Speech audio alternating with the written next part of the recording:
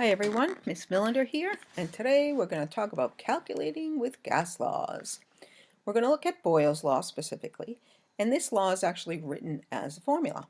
And so it's P1V1 equals P2V2. The P1V1, stands for the initial pressure and volume of a system. Then something happens, and the something that happens could vary, but the P2V2 represents the pressure and the volume after the event. So it kind of is like when we did the delta formulas. The P1V1 is like the initial and the P2V2 is like the final. Okay, so here's Mr. Boyle, and he's largely regarded today as the first modern chemist and therefore one of the founders of modern chemistry and one of the pioneers of modern experimental scientific method. Because before his time, most of science was philosophy because it was just being thought about. There was no gathering of evidence really. So anyway, he's a pretty interesting guy if you want to read more about him. So here we have a system.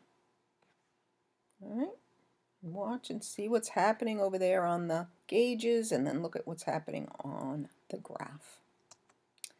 So the green weights that are coming in are acting like that little guy in the FET simulation. So they're just pushing down on this flexible system, decreasing the volume. And if you look at the graph, you'll notice that as the volume gets smaller, the number of collisions increases, although you can't see that on the graph, and the pressure gets higher. So there's the relationship we're talking about in Boyle's law.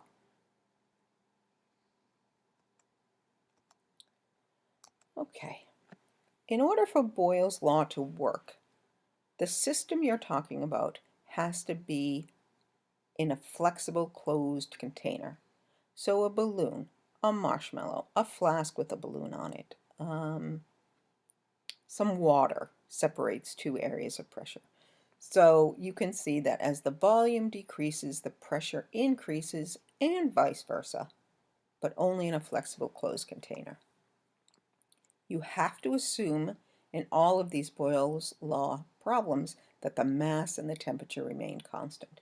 Because if you start messing with the mass and the temperature, then all kinds of other things are involved and we have to go to much more complicated math. So we have to make this assumption. All right, so we're going to review the steps you need to do in order to get full credit for showing your work.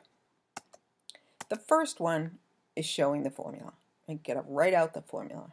However, if you notice in Boyle's law, and this will be true about a lot of the math we do from now on, there's not just one variable on the left-hand side of the equation. For example, when we did density, it was D equals M over V, and the D was by itself on the left, so we just plugged the numbers in and everybody was happy.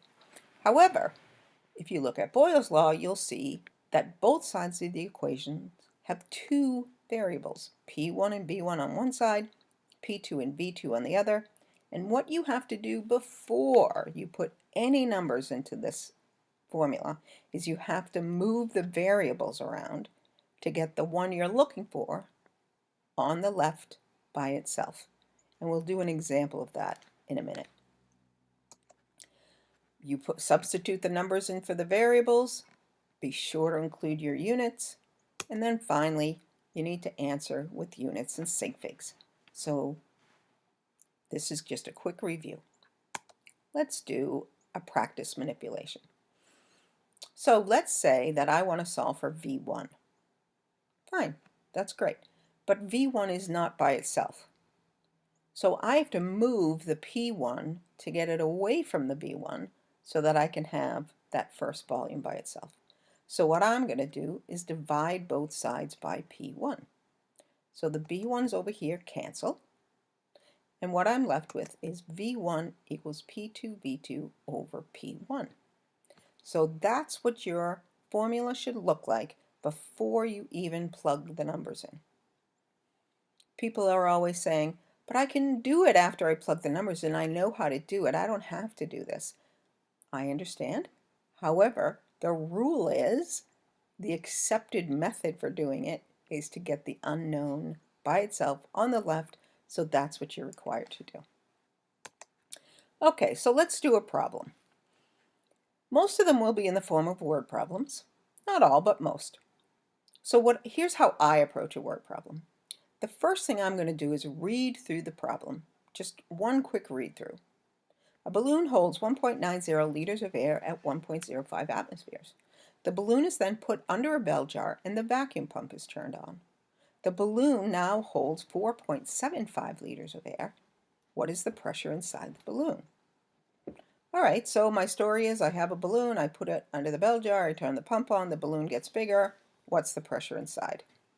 I got it. The thing that happens then is that the vacuum pump is turned on. So that's kind of the event that separates P1 and V1 from P2 and V2. So then I go back into my problem. I say, okay, what numbers am I given? And I circled the numbers and units of every number that shows up in the problem.